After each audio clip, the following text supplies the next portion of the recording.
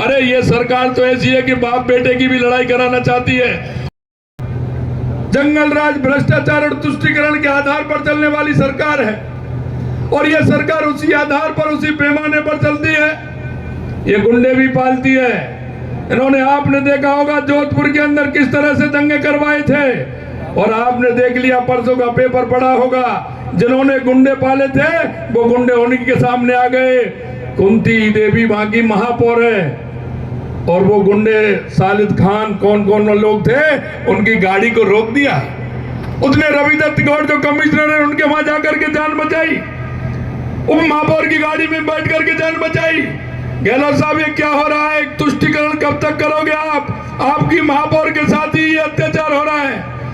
कितनी बड़ी बात है। जो गुंडे पालते हैं वो गुंडे उन्हीं के लिए भारी होते हैं। वो 3 महीने से महापौर पर दबाव बना रहा है कि पट्टा दीजिए, पट्टा दीजिए, और महापौर ने गलत पट्टा देने से मना किया तो उसकी गाड़ी को घेरने का काम किया। मित्रों, यही नहीं, मैं आपसे इतना निवेदन करना चाहता हूं, इस सरकार ने जो वादे किए हैं, किसानों के साथ वादे किए, युवाओं के साथ वादे किए थे, पेपर लीक में आप देख सकते हैं किसान कितनी जिम्मेदारी के साथ अपने बच्चों को पढ़ाता है। उस बच्चे के मन में भी यह बात होती है जब वो 20 और 22 साल का होता है कि वो सोचता है कि मैं पिताजी का सहारा बनूं। पिताजी भी इस बात को कहते हैं कि मेरा बच्चा पढ़े, मेरे लिए आगे आने वाले समय में काम आए, मेरे घर की स्थिति सुधरे।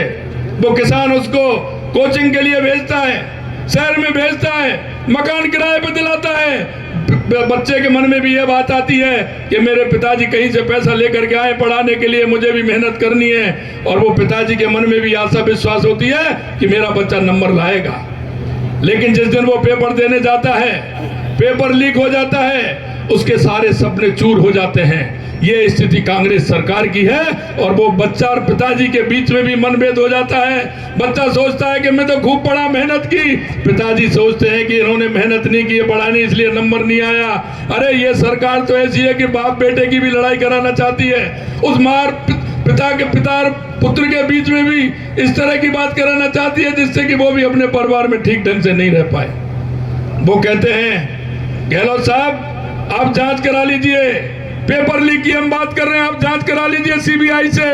आप जेल में जाने की बात कहते हैं, आपके मंत्री भी जेल जाने को तैयार हो जाएं, क्योंकि आपने देखा है जारोलिया से लेकर के, बाबूलाल कटारा से लेकर के, सुभाष गर्ग से लेकर के, डोटासरा से लेकर के किस तरह का आपने माहौल बनाया है।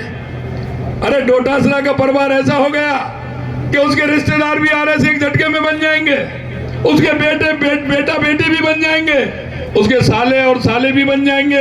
अरे भाई, ऐसा कौन सा सामान दिया आपने, ऐसा परिवार में क्या खिलाया तो उनकी बुद्धि बदल गई और वो इतने इंटेलिजेंट हो गए। अरे मैं कहना चाहता हूं आपसे, जिस दिन आपने सीबीआई से जांच करा दी, ये डोटासरा जी और सुभाष गर्ग जी और जालौरी जी और बाबूलाल कटारा और आपके ये तो बचने वाले नहीं है, लेकिन ये सीएमओ तक भी आंच आएगी।